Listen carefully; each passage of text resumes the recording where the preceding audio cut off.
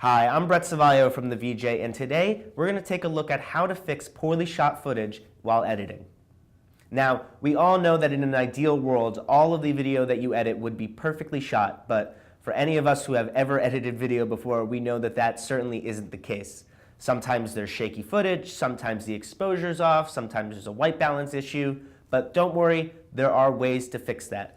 Our lead edit instructor, Kelly Corzan, is going to take you through step by step on how you can fix some of these issues, starting with shaky footage.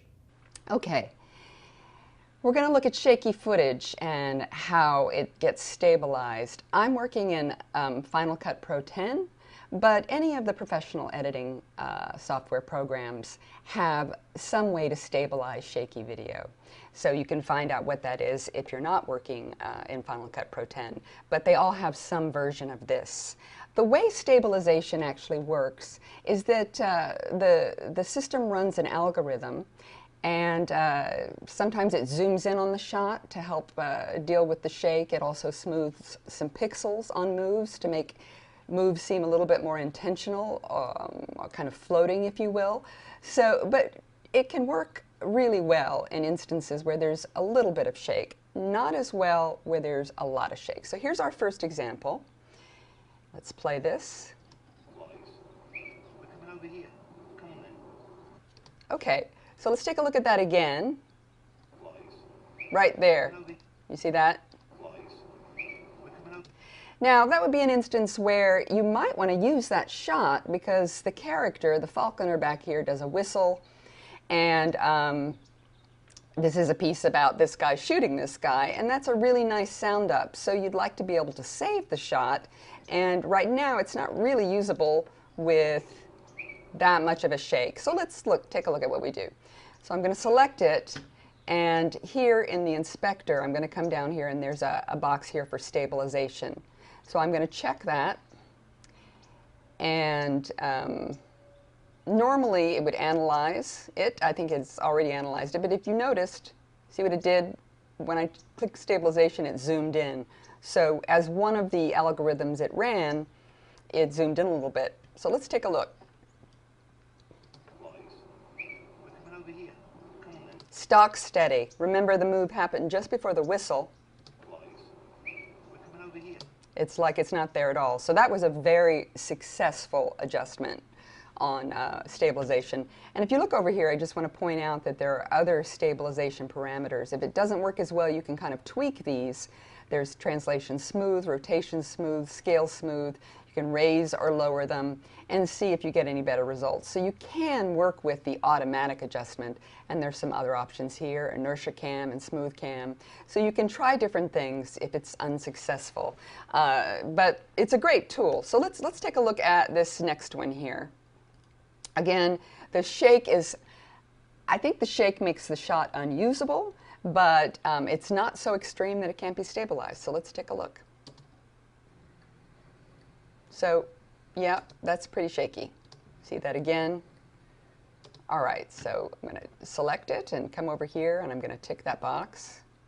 And see, it just zoomed in. Now, I just want to point out that these have previously been analyzed, so it did it immediately. Normally, what will happen is you'll tick the stabilization box, and it'll say, right here, it'll say analyzing for dominant motion, and it might take a few seconds for it to do that. So it's happening immediately because these have already been done in the past. So it kind of remembers that stabilization, but normally you'll see a little thing here that says analyzing. And so let's see how that went. Remember, there was just a little bit of a shake. Gone. What it's doing is sort of floating a little bit, and that's the algorithm that blends those pixels. So I'm going to undo it. Let's see how it was. So shaky, really, in my opinion, not usable. And let's redo it. Great, fixed. So now let's look at a little bit more, an extreme example here. Excellent. So that's a pretty big shake there. Excellent. Now normally, if someone's in a vehicle and the camera's shaking, it's because the camera's in the vehicle. And that's expected by the viewer. No one expects someone in a car that's driving over roads with bumps for there not to be any bumps. So that's actually okay. It really puts the viewer in the car as if it's moving. But this looks like the camera just sort of dropped off the shoulder or something. It's really extreme. So I don't know, it fell into a pothole or something. So let's see how stabilization works on this one. I select it, tick stabilization now. Look how much that zoomed in. So when a lot. So it decided that it needed to zoom in a lot to preserve any sort of smoothness. So let's go back and see how it did it. Excellent. Excited about playing tonight? Okay, so the move is there, but again, it's not as jerky because that smoothing of pixels sort of makes it look sort of slow, almost as if it's on a Steadicam. But in my opinion, Excited. that's not ideal, that zoom in and out there. It looks a little shimmery. If you look right here in the dashboard, you'll see that. You see how it kind of goes in and out? Looks a little weird. I would say that would be a no-go. Let's take a look at this one. This is sort of a borderline example. So let's watch it. Unstabilized. Okay, that's a big move right there. So right here, see that behind her head, that plant? Now that really is unusable, again. So let's stabilize it and see what we get. Oh, it zoomed in a little bit. And again, normally it wouldn't be that instant. So let's see how it looks.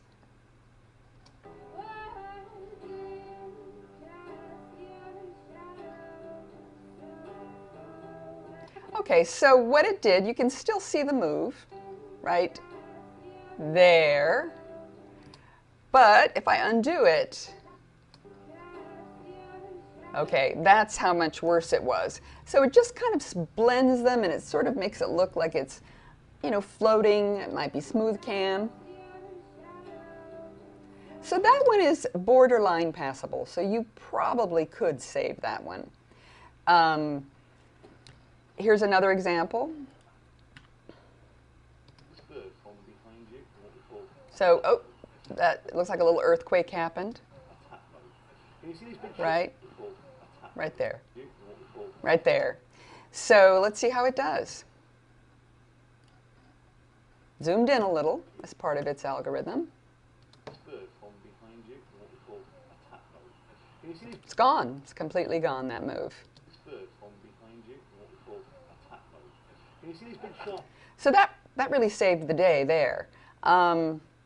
So you can see sometimes it's successful and sometimes it isn't, but it's really good to know about because it can really help. So the next thing we're going to look at is how to fix things that are poorly framed.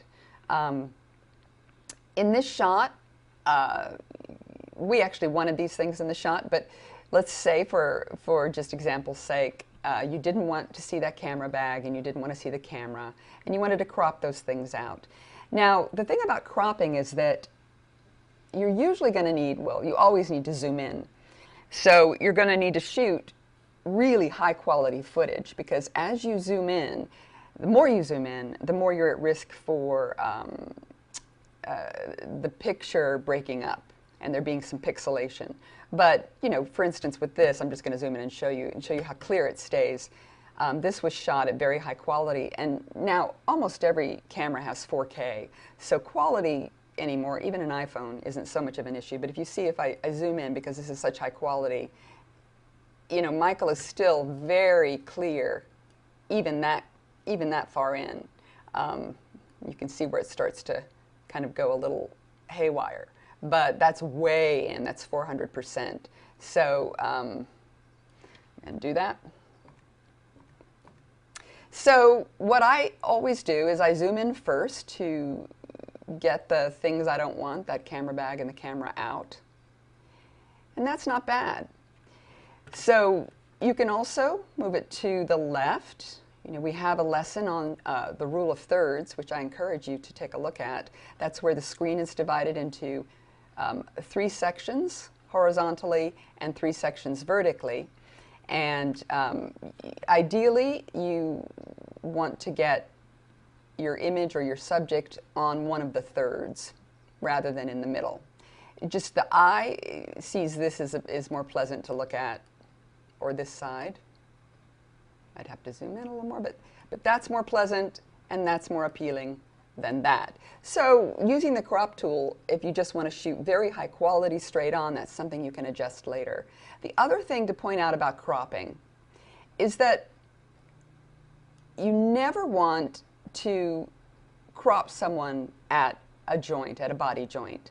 So you want to crop either, so I'm going to scale out just a little bit, either above or below a joint. You never want to cut someone off. In this isn't the best example because his elbows are on the table, so it's not quite as dramatic, and we can still see his arms, so we're technically not cutting him off. But so you have a lot of control with cropping, and you might, go on your shoot, come home and think, oh, this is the framing I had and I'm stuck with it, but actually you can do quite a bit with it. So it's a nice thing to remember when you're shooting, and you might want to just shoot it at the highest quality you can and actually know that you're going to reframe it later. Okay, so that's how to fix framing. Now let's take a look at another thing that I just want to mention about joints is that where it happens a lot is at the knees.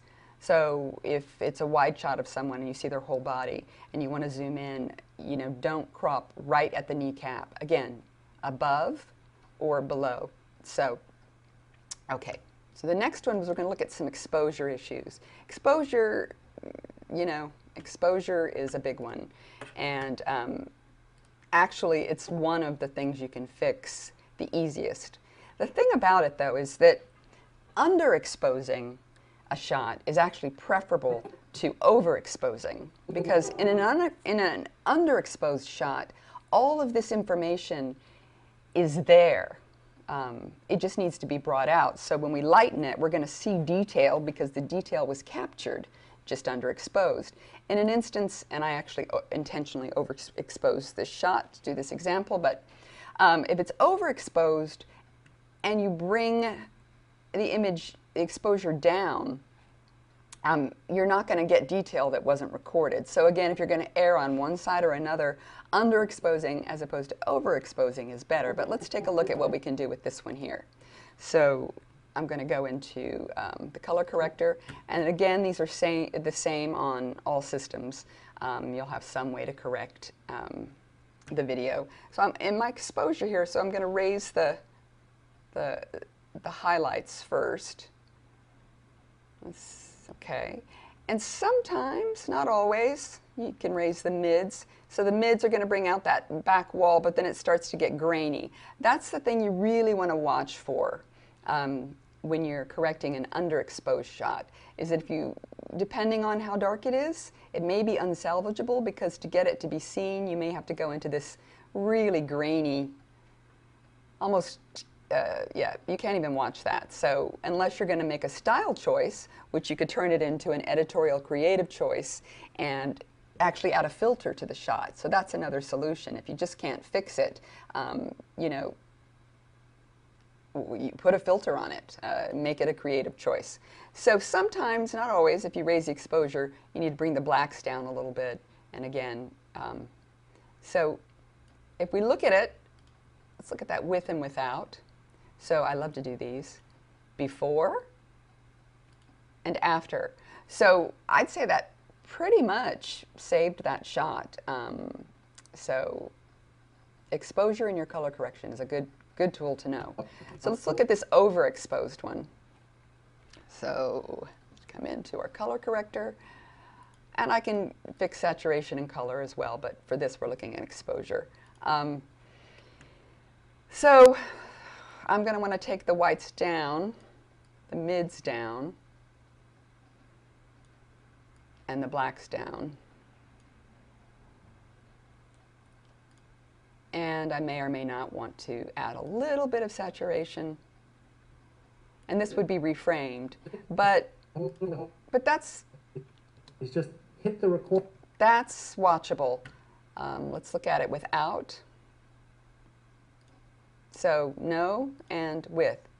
So you'll get used to it. I mean, you'll find your own sort of correction. I always, again, lighten things. If I'm doing an underexposed shot, I lighten it first, and then I deal with the mids and blacks. And the opposite is true when it's overexposed. I deal with the blacks first, and then adjust the mids and highlights. So, but again, of the two, underexposure will give you the best results. Okay. So the other thing we want to look at is white balance, which, if you've been looking at our lessons, you know that that's the color temperature of the light is what white balance is based on. It's basically what do the colors look like in a true white environment. So hopefully you white balance with a white card on your camera before you shoot to get that white balance. If for some reason you don't, and this one is a little bit beige, it's not quite a true white. So there are editing tools to deal with that, and so there's an automatic color balance, and I think almost every system has this, that will do an algorithm that says, like, here, you can't see the pull-down menu, but I'm clicking here and it's saying balance color. I can do an automatic one, or come in here and come to color. Well, hang on, actually. Sorry, I'm going to backtrack a little bit. Let me do the automatic balance first. Okay, so we can see it's good to let the computer go ahead and balance it to see what it does and how it does, and then you can go from there. So it has taken that. If I undo it, see, so it's a little bit, it's less beige and a little bit bluer, but now we're working with exposure. So we'd have to take it the next step and do some things to it. Probably saturate it a little bit. It's not too much. And you can work with the color.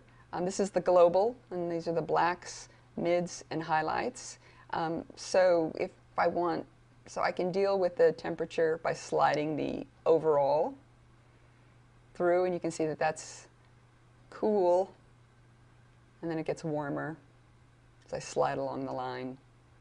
So, so that's pretty good. Let's just do a before and after. Okay, so this is before, and then after our correction. So that looks a lot nicer. It's not beige anymore, and you can sort of see the distinct colors of the vase and his jacket and the wall, as opposed to this where everything's sort of all blending together. Okay, so I'm going to look at audio now.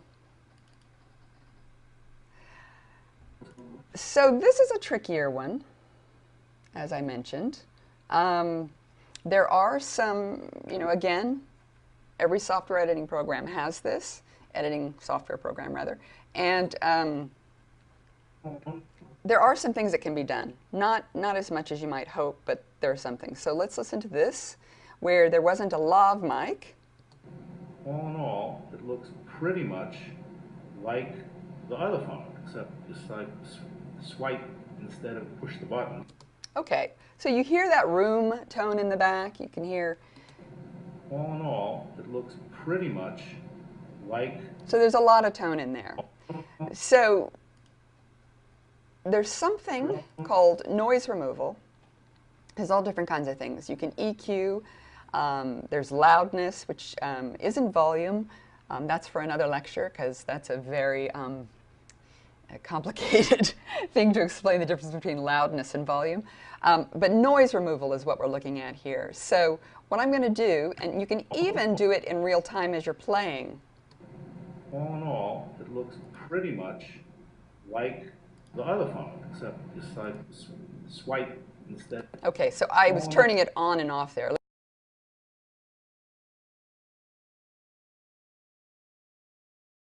Phone, except it's like swipe instead of push the button. Okay, and without. All in all, it looks. So let me do it again where I do it on and off. So off, All in all, it looks pretty much off, on, like the other phone, except off. just like swipe instead of push the button. So that makes quite a bit of difference.